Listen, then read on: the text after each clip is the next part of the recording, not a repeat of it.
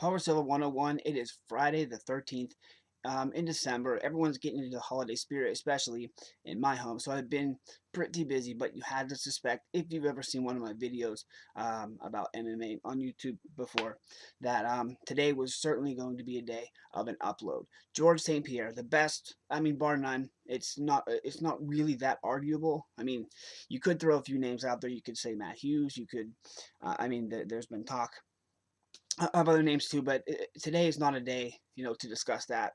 Today is a day where the MMA world changes. Certainly, the landscape of it's going to change. The rankings are going to see a significant change as George St. Pierre, the great 170-pound kingpin of the UFC, has vacated his title and took an indefinite leave of absence.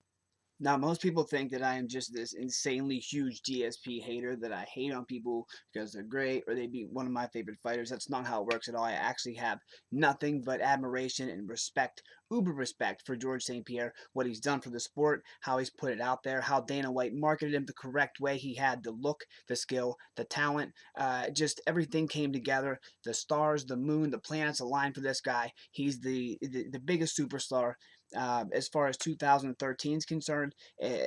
From 93 UFC 1 and whatever shows were put on before that to 2013, no one star has shined brighter than George Rush St. Pierre. And the respect he gets for his record, for his consecutive title defenses, for the people he's defeated, decision or no decision, it was always fun playing with the comment section, as far as me not giving George St. Pierre the respect he deserves. It was just I favored his opponents over him, is really what it came down to. I wasn't a huge fan of his takedown, knee tap type of style, but he was a fantastic, brilliant welterweight.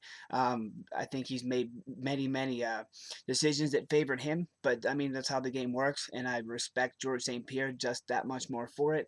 And I also respect his decision and congratulate him on hopefully some normalcy. Listening to the conference call live was trying to think of the correct word for it. Um, Surreal. It was certainly surreal. Parts of it were in French in the beginning. I let it play out anyway. I really wanted to hear George St. Pierre's, side and what's going on. And what he said basically is, every fight when he's announced an opponent, he's obsessed. He has an obsessive compulsive disorder where he can't stop thinking about it. It goes on and on in his head, and he can't go from his front door to his car without being mobbed by people rather, and being asked, if he's training, how he's training, what he's going to do. He is literally the biggest star in the UFC, and I do recognize this. But his fighting style has not always been up to par, if you ask me. I think he could have done a lot better. I think he could have finished guys. Um, where it gets hairy is he leaves the belt vacant.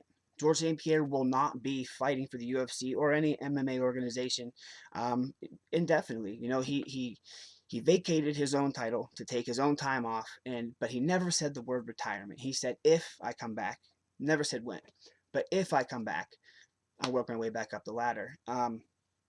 So the question that immediately hit, I think, everyone's brains is, who's going to fight for the welterweight title? Carlos Condit and Matt Brown were supposed to fight on the UFC 9 card, which is tomorrow night, and I couldn't have been more stoked to see that fight because I really don't know. I really don't know what would happen. I would say Condit, but I wouldn't put money down on Condit. I love Carlos Condit as a fighter, always have since Rumble on the Rock. I remember him, just tearing shit up as a kid. The WEC was, he was the GSP of the WEC, as I always say about Condit. So I thought for sure Condit was going to be a candidate, and you can't put anything past Johnny Hendricks. So why not make the rematch against Hendricks and Condit, and that's not going to happen. What's going to happen in its place is UFC 171, which was originally slated to be Jones versus Teixeira, is now going to be Hendricks versus, get this, Robbie Lawler. Ruthless Robbie Lawler came into the UFC, has won 3 straight, impressively. I must say, impressively. The last time I can remember a memorable moment, before his comeback anyway, with Lawler, was Nick Diaz.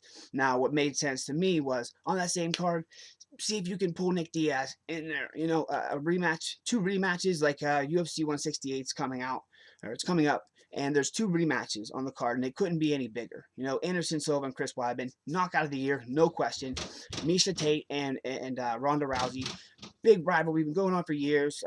They actually first started this whole fucking shebang in Strikeforce. So you know, I couldn't get this out of my head. This is what's going to happen. Watch the announcement come.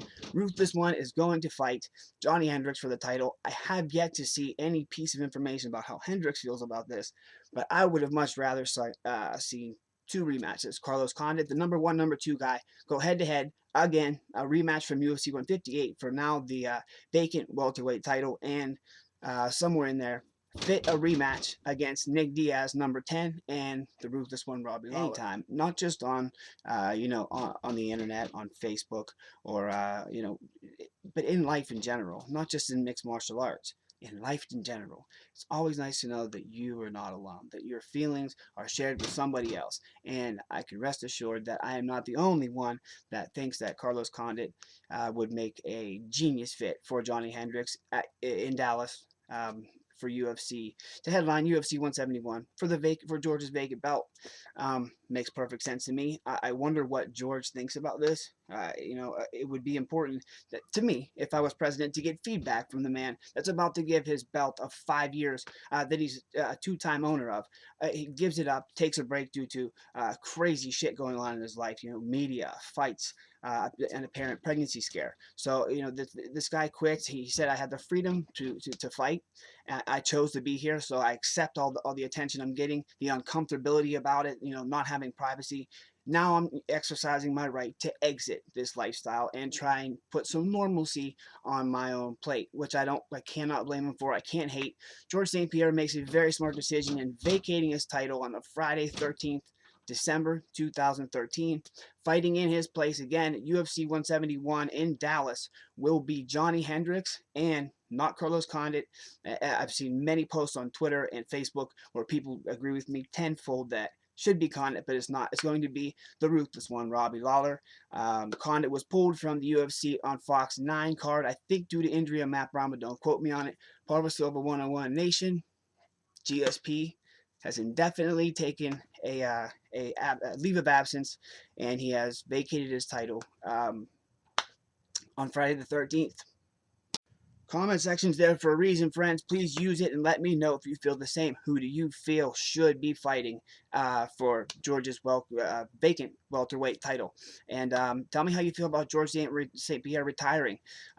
Being the most dominant 170-pounder to ever walk the earth is not a bad note to go out on, and the money he made is not bad to boot.